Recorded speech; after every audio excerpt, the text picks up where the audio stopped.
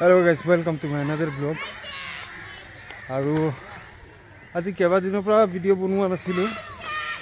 কিবা এটা কামত ব্যস্ত আছিলে তাতে মানে অলপ সময় গলগৈ সময় নাপাও মানে সেই তেনেকৈ মানে ব্যস্ততে আৰু ভিডিও বনাব নোৱাৰিলো। আচ্ছা বাকি দুটামান কথা কৈ দিওঁ আপোনালোকক যে মোৰ দুখন যে বেলিনো আছিলে সেই বেলিনোখন তাৰ আগত মানে ভিডিও এটা দিছিলোঁ। সেই ভিডিঅ' যোগেদি মানে দাদা নগাঁও দাদা তেখেত মানে ৰিচেলে কৰিব। তেখেতে মানে দুইখনে মানে বুক কৰা নিচিনা কৰিলে আৰু তেনেকৈ ধৰক সৰুকৈ কিবা এটা বুকিং এমাউণ্ট মানে হেৰি কৰিছে। চাওঁ যদি তেখেতক পচন্দ লাগে তেন্তে নিবগৈ, যদি পচন্দ নালাগে তেন্তে আৰু বুকিং এমাউণ্টটো তেখেতক আকৌ ঘূৰাই দিব লাগিব।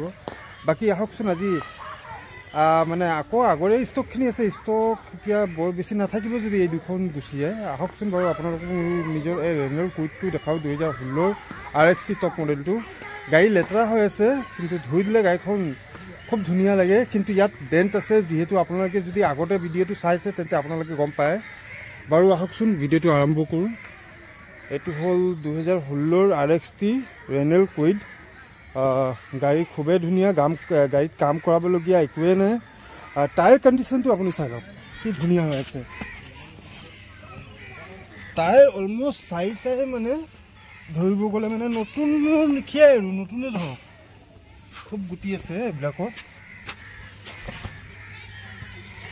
এইটো অলপ কম গুটি আছে দেই, বাকী এই 3টাই মানে একেবাৰে নতুন লিখিয়াই।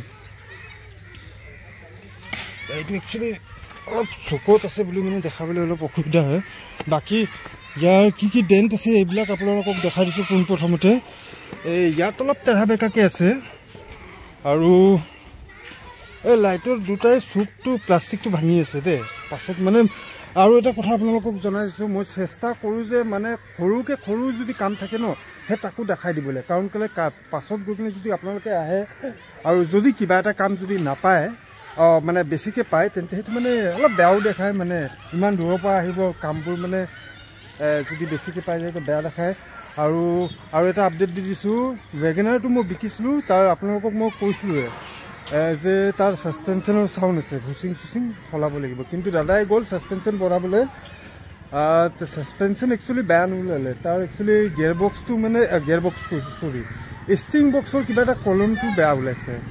আৰু কলমটো বেয়া ওলোৱাৰ কাৰণে মানে সেই ষ্টিং বক্সটো মানে ৰিপেয়াৰ একচুৱেলি কৰিব যায় যদি ৰিপেয়াৰ হৈ যাব, কিন্তু বৰ বেছি নচলে। তেন্তে দাদাই মোক ফোন কৰিলে যে ভাইটি এনেকৈ বোলে তুমিতো ছাছপেনশ্যন কৰিছিলা আৰু ওলালেগৈ ষ্টিং বক্সটো, এতিয়া কি কৰোঁ? তাকে মই দাদাক ক'লোঁ যে দাদা চাওক এতিয়াতো মইতো মেকানিকটো নহওঁ, যিমানটো মোক মেকানিকে কৈছিলে সেই কথাটোৱে মই আপোনাক আগুৱাই দিলোঁ। বাকী যদি কিবা এটা খৰচ বাঢ়িছে তেন্তে আপুনি চিন্তা নকৰিব, যি দিব লাগে মানে মই সেইটো দি দিম। সেই তাকে আজি মানে দাদাক কিবা এটা এমাউণ্ট আৰু ঘূৰাই দিব লাগিব। বাকী আহক আপোনালোকক এই ৰেনেল কুইডখন দেখাই আছে। বাকী এই দুটা লাইটৰ চুকটো যে ভাঙি আছে দেখালোৱে। আৰু বাকী গাড়ীৰ লুকচত কিন্তু ধুনীয়া, গাড়ী লেতেৰা হৈ আছে, পূৰা লেতেৰা হৈছে। গাড়ী ধোৱাও নাই আজি কেইবাদিনমান হ'ল।